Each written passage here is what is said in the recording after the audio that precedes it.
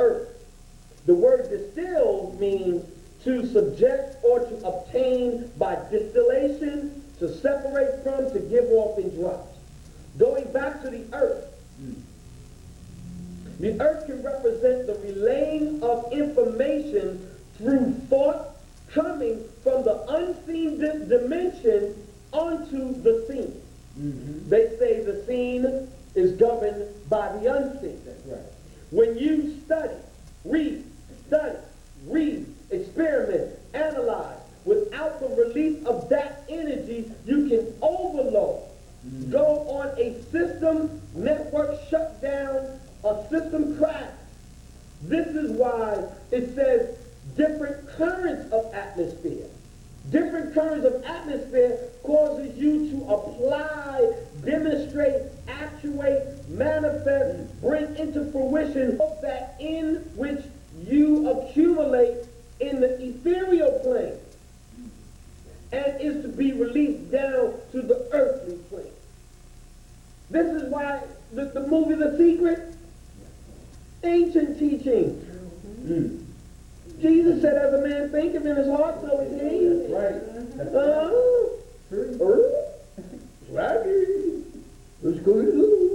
What? But to take that knowledge and use it for commercial purposes. But we know that when a certain species of mankind, when mankind uses anything coming from the natural man, it's not used in its proper form. That's right.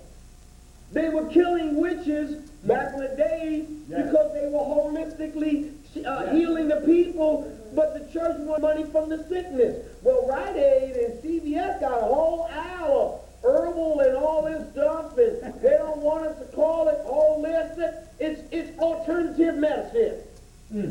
But they water it down to keep you coming back. That's why in Narcotics Anonymous, they say keep coming back. More to be revealed. I'm going to find out you were sick, and I don't want you around. It says here, have you ever looked at clouds and saw a flatness underneath as if there was a law that cannot be broken? Like a glass ceiling that they cannot pass.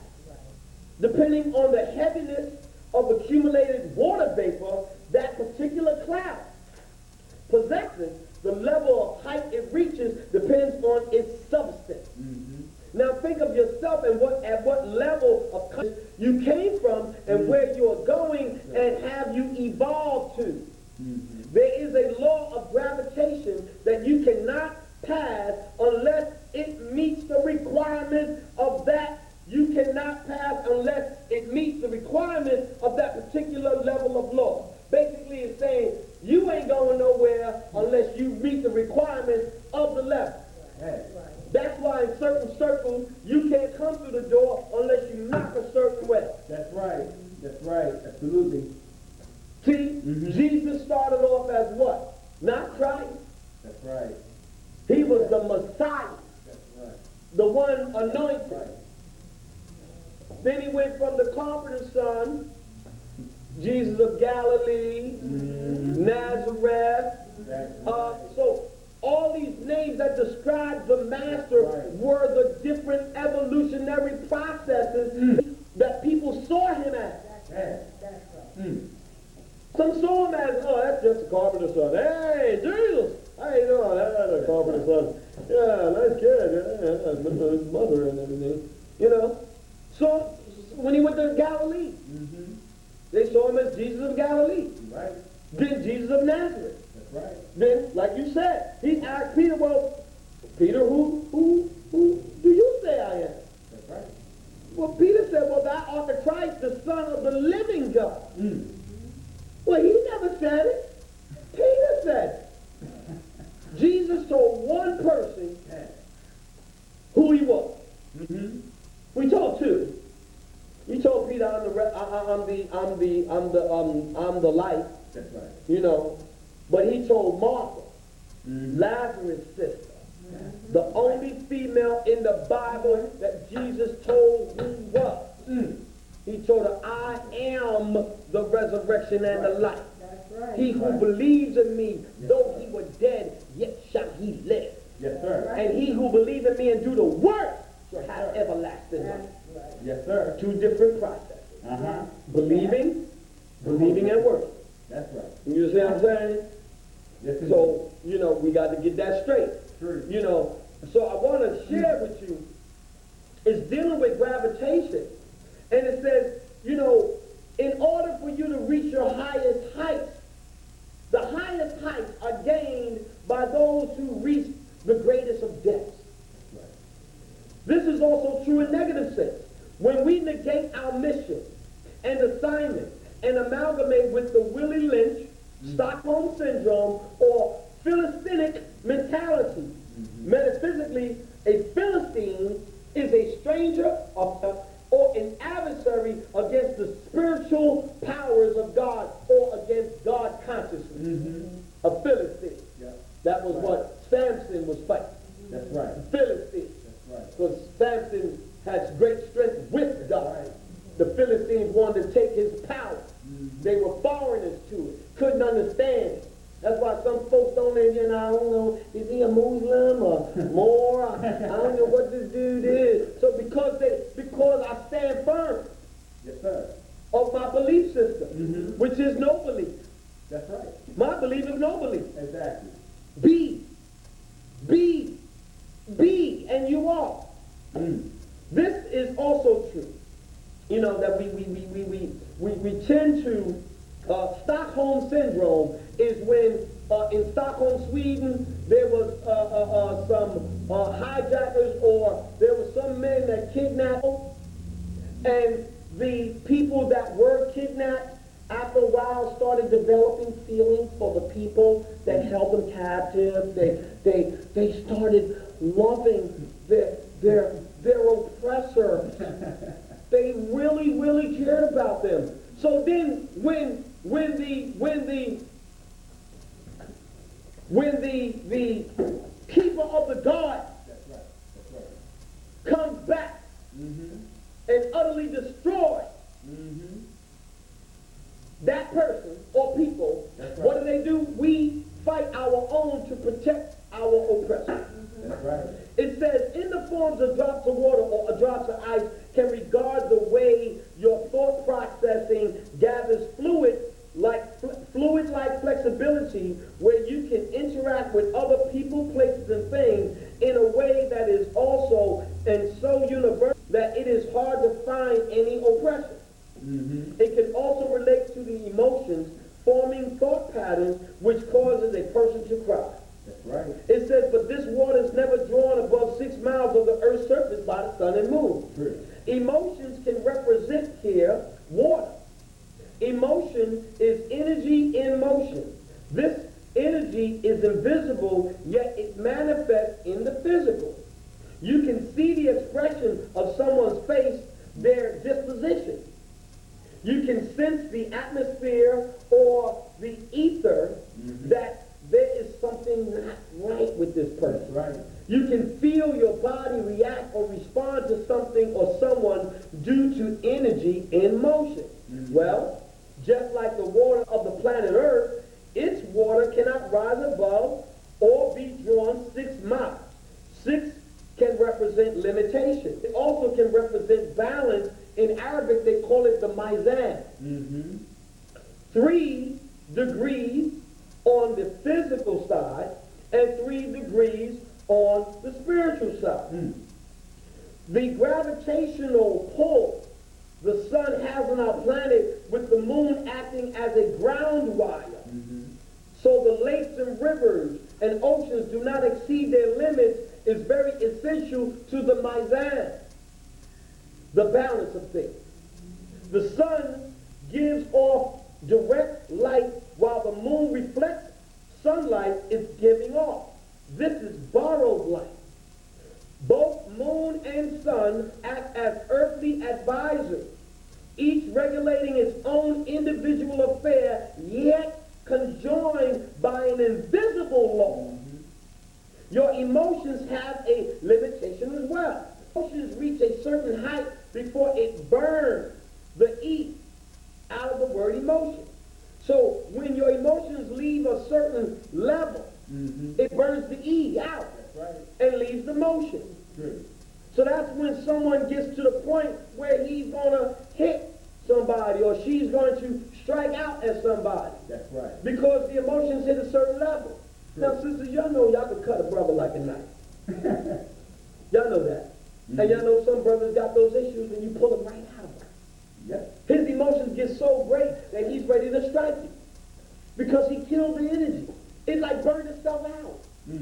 So all's left is taking a striking motion because he's not able to balance the mizan. He's not able to balance off. It says, this is when physical action occurs. The ceiling in which it cannot pass, that dividing line between divinity and matter. It's caught weighing other than yourself. True. It says the reason it rains back on our planet is because it cannot get out of the Earth's atmosphere, the water. When its high speed of rotating around the sun makes it impossible. When we deal with consciousness, you must understand that rain is coming down. Rain coming down represents your thoughts, ideas, and patterns that were not able to rise higher due to limitation of its own density. Earthly thoughts cannot rise higher than spiritually lifted thoughts. The Earth's sphere is its protected environment. Whenever something comes into the Earth's atmosphere, it begins a purification process. If the object begins to burn as it ascends through the atmosphere, just the opposite substances leaving the atmosphere must pass in invisible law. If the substance does not pass the force and power to go against the invisible law, it is forced by gravity to come back down. Why? The high speed of rotating causes the gravity already prevalent to pull the substances closer to its core. This is why when you see a man or woman vibrating at terrific speed, their aura attracts those who cross their frequency. What I mean is, unlike attract, a like repel. It is impossible, listen carefully, I'm closing. It is impossible to avoid any gravitational pull that vibrates on your frequency. When I was out there in the world, and I had some money in my pocket, and a girl with a big butt smile came by, she was gravitating on my frequency. I'm just keeping it real. Keeping it real. That's right. You know, it says earthquakes is caused by the Son of Man experimenting with high explosives. In fact, all that above is caused by the Son of Man. Earthquakes can represent headaches, migraine, mental pressure, which manifest outwardly as reactionary actions with negative results. These convulsions lie within you and surface as conditions of your atmosphere, meaning your mind, as your mind changes. High explosives can relate to the proper use of knowledge, wisdom, and understanding. When you hear a deep sermon, a lecture, or a speech that hits you where you are at or on what level you are on, it creates an elated feeling of euphoric proportions or a depressive low frequency that causes slothfulness. That's right. You know, because sometimes when we rocking some real high frequencies, see what's happening to the planet right now is there's some high frequencies going on. That's right. The people are angry, but at the same time there's people elevated. The consciousness of the planet is changing. Just like that movie, they say The Day After Tomorrow. Right now, the electromagnetic power of the North Pole is starting to shift with the South Pole. They tell you in the movie. Because there is going to be a new Earth. Oh, yes it is. Going to be. Already. That's I wanted to share with you, I'll pass this around. This is from Associated Press. This is a 330-foot deep sinkhole in Guatemala. Guatemala, I think it's Venezuela or somewhere, Guatemala, Central America? Okay, this is a 330-foot deep sinkhole.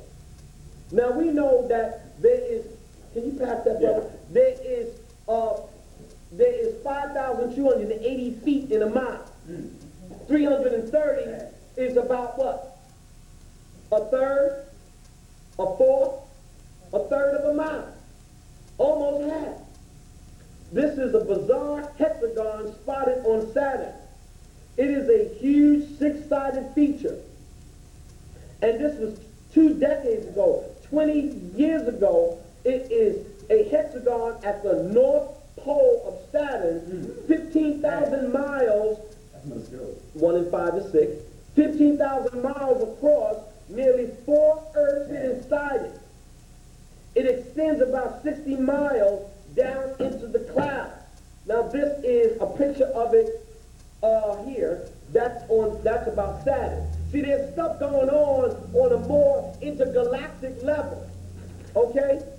There's stuff going on. Now, this is the south pole of Mars. The south pole of Mars, it says a freaky storm, this is what they call it, the diameter of the Earth, and unlike anything ever seen, has been spotted on Saturn.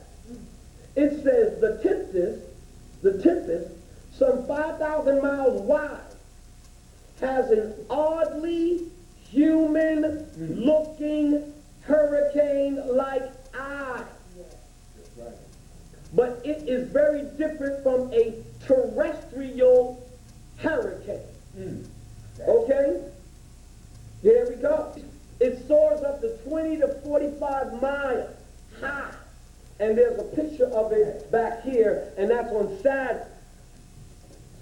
This is a list of hurricane activity. There's stuff going on, y'all. And this thing is big.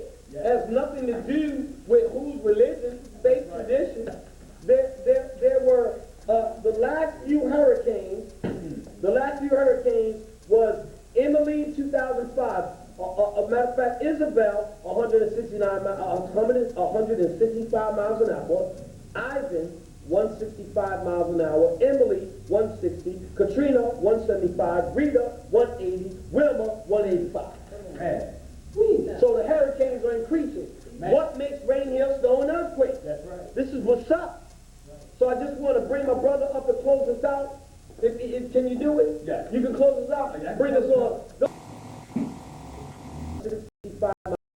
Emily, what? Well, we're starting off late, but I just want to get straight into it. I'm just going to speak a little bit on a topic that I had chose for myself, and it's called Scared to Death Leadership. I'm going right into the Bible, and I'm going into John chapter 13. And it says, now before the feast of Passover, when Jesus knew that his hour had come, that he should depart from this world to the Father, having loved his own who were in the world, he loved them to the end. And supper being ended, the devil, having already put into the heart of Judas, Simon's son, to betray him.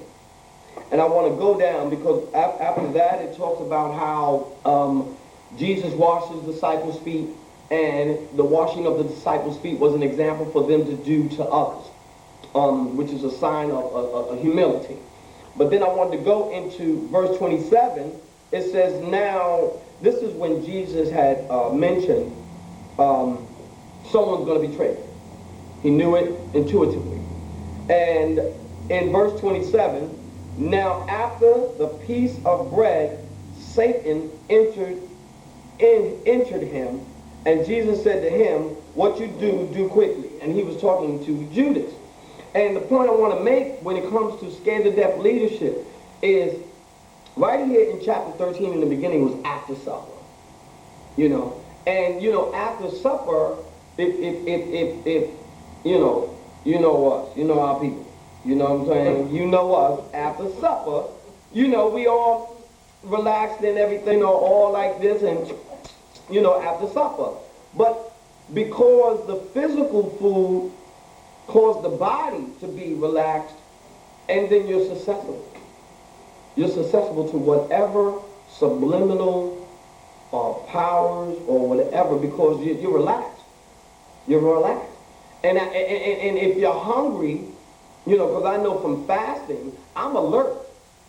I'm more on top of things when I'm fasting, and I'm more alert on things, and I'm sensitive to outside forces and things. But when you after supper, you kind of lean back, you was kind of, Al Bundy thing, you all got the TV, and it mentions how Satan, it says the devil, having already put into the heart of Judas. And my understanding of this is not the physical heart, it's talking about the heart, and before Judas actually betrayed Jesus,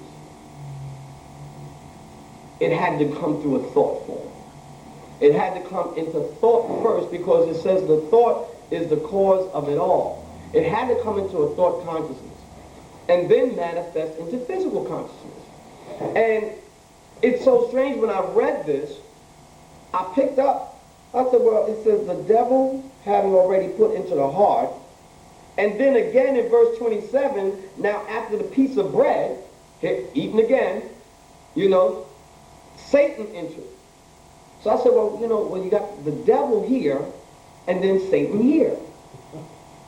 So that means that the devil is one characteristic and Satan is another characteristic. Because the devil first went into his heart, since those negative thoughts, entering in, lingering, just swimming all up in there. Then after Judas was exposed, after he was exposed, Satan entered, which is actually the physical action of the betrayal, And this is how our leadership is. We have leadership that they desire to get elected, but with a negative thought in mind. And it's not for the people. It's for property, prestige, money, but it's not for that genuine assistance of your brethren. So we have leadership in this, I don't need to say no names, but you got people that pimp Jesus. People that pimp Muhammad. You got people that pimp Farrakhan, pimp Elijah Muhammad. You got people that just pimp. But they don't help the people develop the inner leader in themselves. Because that means that the money flow won't come. That's why they call it currency, because it's a current. That money flow won't come. If you wake them up to the knowledge of who they are, and then they realize, well, shoot, I am a Christ. I am a Jesus. And for women, they are a Mary. Because it was saying that Mary was honored above all the women of the earth.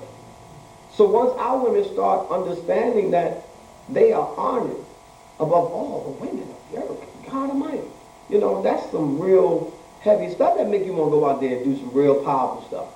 You know what I mean? That make you really go out, and do some powerful things.